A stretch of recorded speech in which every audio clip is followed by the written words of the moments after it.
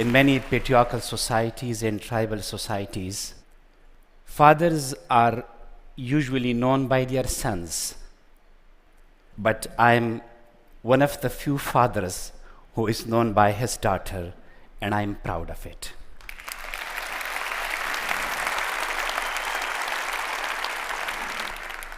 Malala started her campaign for education and stood for her rights in 2007.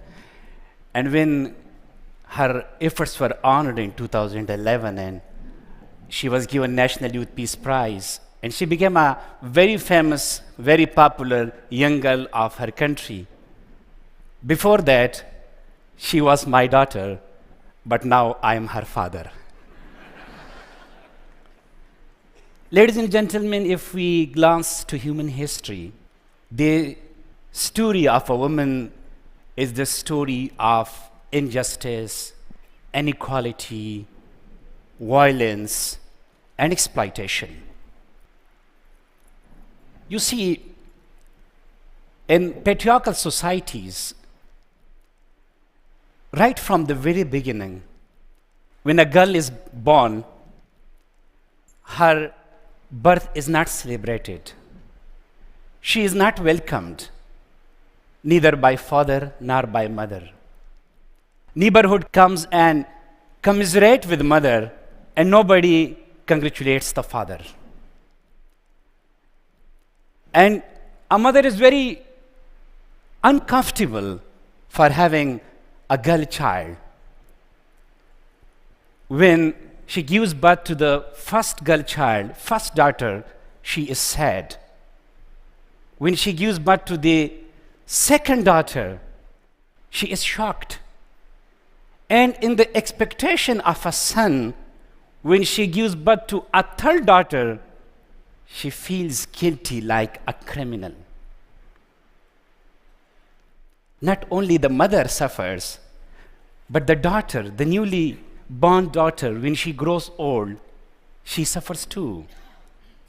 At the age of 5, while she should be going to school, she stays at home and her brothers are admitted in a school. Until the age of 12, somehow she has a good life. She can have fun, she can play with her friends in the streets, and she can move around in the streets like a butterfly. But when she enters her teens, when she becomes 13 years old, she is forbidden to go out of her home without a male escort. She is confined under the 4 walls of her home.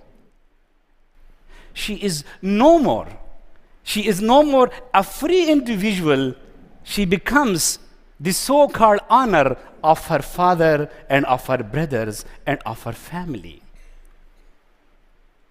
And if she transgresses the code of that so-called honor, even she could be killed. And it's also interesting that this so-called code of honor, it does not only affect the life of a girl, it also affects the life of the male members of the family. I know a family of 7 sisters and 1 brother. And that one brother, he has migrated to the Gulf countries to earn living for his 7 sisters and parents. Because he thinks that it will be humiliating if his 7 sisters learn a skill and they go out of home and earn some livelihood. So this brother, he sacrifices the joys of his life and the happiness of his sisters at the altar of so-called honor. And there is one more norm of the patriarchal societies that is called obedience. A good girl is supposed to be very quiet, very humble, and very submissive. It is the criteria, and the role model good girl should be very quiet. She is supposed to be silent, and she is supposed to accept the decisions of her father and mother and the decisions of elders if even she does not like. If she is married to a man she doesn't like, or if she is married to an old man, she has to accept because she does not want to be dubbed as disobedient. If she is married very early, she has to accept, otherwise she would be called disobedient. And what happens at the end? In the words of a poetess, she is wedded, bedded, and then she gives birth to more sons and daughters. And it is the irony of situation that this mother, she teaches the same lesson of obedience to her daughter and the same lesson of honor to her sons. And this vicious cycle goes on, goes on. Ladies and gentlemen, this plight of millions of women could be changed if we think differently, if women and men think differently.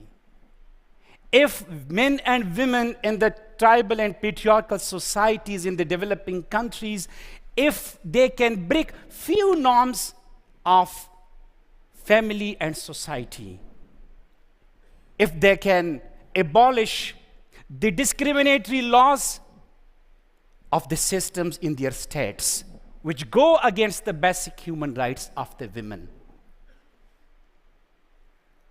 Dear brothers and sisters, when Malala was born, and for the first time, believe me, I don't like newborn children, to be honest.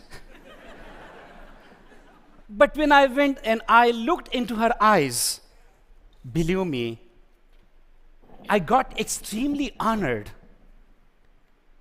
And long before she was born, I thought about her name, and I was fascinated with a heroic, legendary freedom fighter in Afghanistan.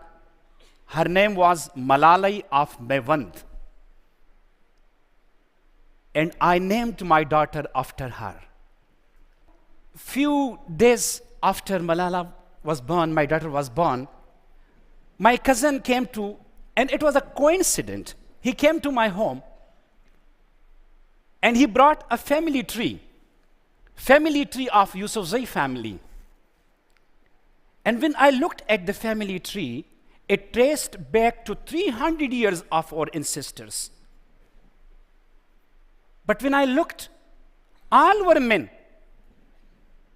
And I picked my pen, drew a line from my name, and wrote Malala. And when she grew old, when she was 4.5 years old, I admitted her in my school. You will be asking that, why should I mention about the admission of a girl in a school? Yes, I must mention it. It may be taken for granted in Canada, in America, in many developed countries. But in poor countries, in patriarchal societies, in tribal societies, it's a big event for the life of a girl. Enrollment in a school means recognition of her identity and her name. Admission in a school means that she has entered the world of dreams and aspirations where she can explore her potentials for her future life.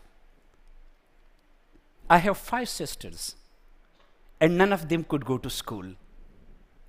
And you will astonish, when I was filling, 2 weeks before, when I was filling the Canadian visa form, and I was filling the family part of the form,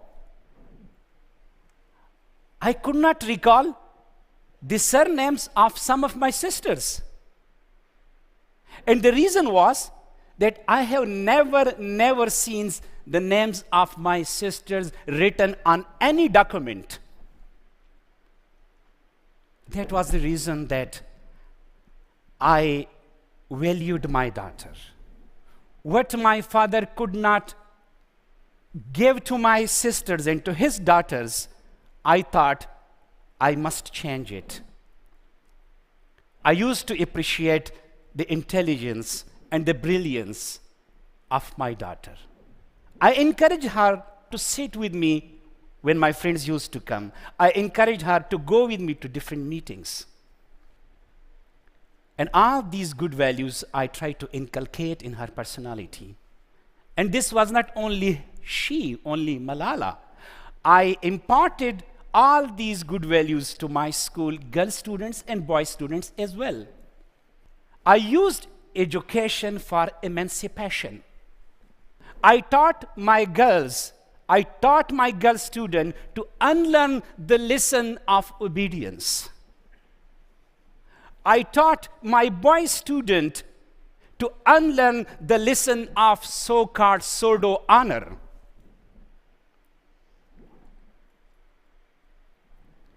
Dear brothers and sisters, we were striving for more rights for women. And we were struggling to have more and more space for the women in society. But we came across a new phenomena. It was lethal to human rights and particularly to women's rights.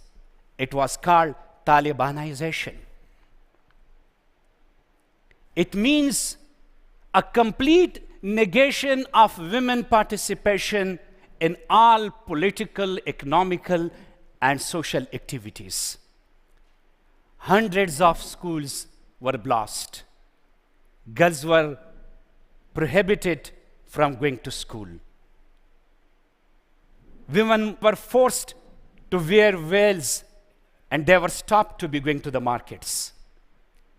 Musicians were silenced, girls were flogged, and singers were killed.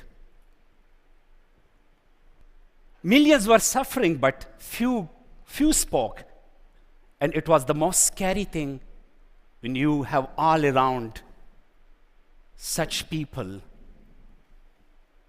who kill and who flog, and you speak for your rights. It's really the most scary thing. At the age of 10, Malala stood for the right of education. She wrote a diary for the BBC blog. She volunteered herself for the New York Times documentaries. And she spoke from every platform she could. And her voice was the most powerful voice. It spread like a crescendo all around the world. And that was the reason that Taliban could not tolerate her campaign. And on 9 October 2012, she was shot on the head at point blank range. It was a doomsday for my family and for me. The world turned into a big black hole. While my daughter was on the verge of life and death, I whispered into the ears of my wife, should I be blamed for what happened to my daughter and to your daughter? And she abruptly told me, please don't blame yourself. You stood for the right cause. You put your life at stake for the cause of truth, for the cause of peace, and for the cause of education. And your daughter is inspired from you, and she joined you. You both were on the right path, and God will protect her. These few words meant a lot to me, and I didn't ask this question again.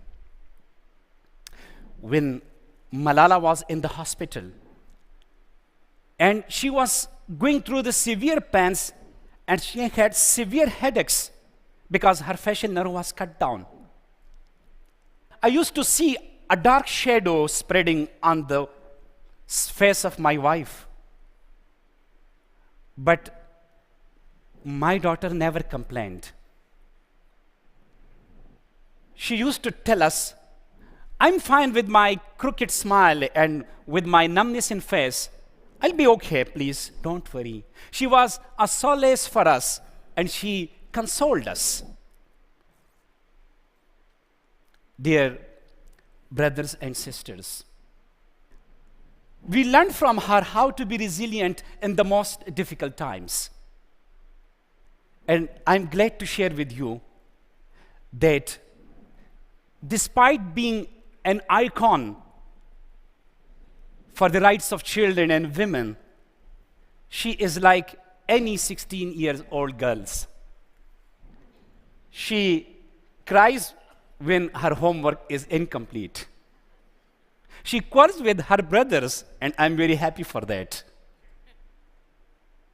People ask me, what special is in my mentorship which has made Malala so bold and so courageous and so vocal and poised?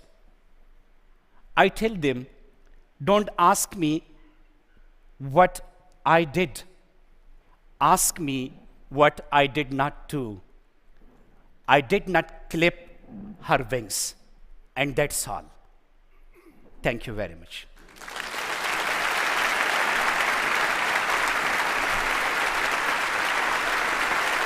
Thank you very much.